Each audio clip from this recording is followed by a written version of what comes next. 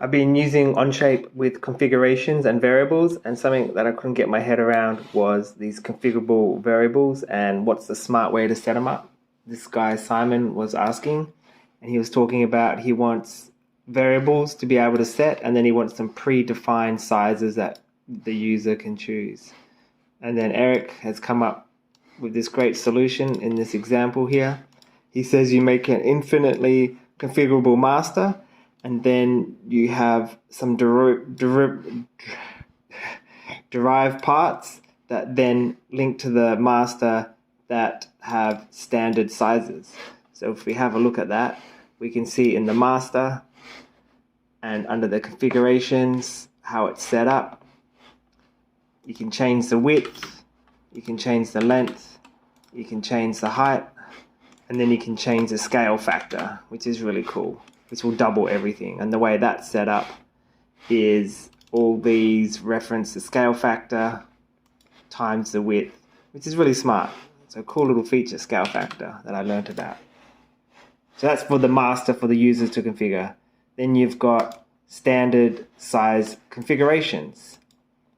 This is derived from the master, and we're only pulling in the block, and we have some configurations set that link to the adjustment of the width, height, and length. Then a user can use the configuration and choose the different buildings that they want to go with. So that's your pre-configured sizes. Then you've got variable height. Again, we're deriving it. We're only pulling in the block, and whatever these are set to will impact how it looks. So if we make this 3, and then we click tick, then we're only going to be adjusting the height.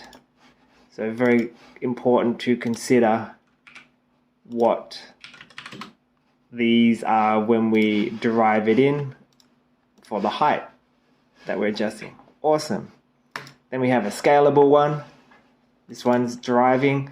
It's pulling in the whole master, so you're getting the sketch as well. And we're getting all the factors in here, including the scale factor. So we're getting a cube, we're getting a long rectangle tail, tall, as well as the scale factor option on here as well, which makes things massive. Normally it would be like that. Yeah, so that was really awesome.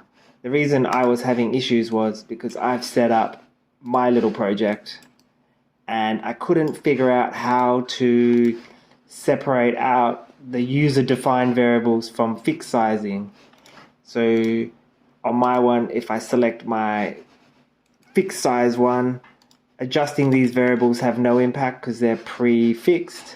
The user would have to click on choose your own size, and then they could adjust the box and it would change accordingly. However, it was very confusing having all these options.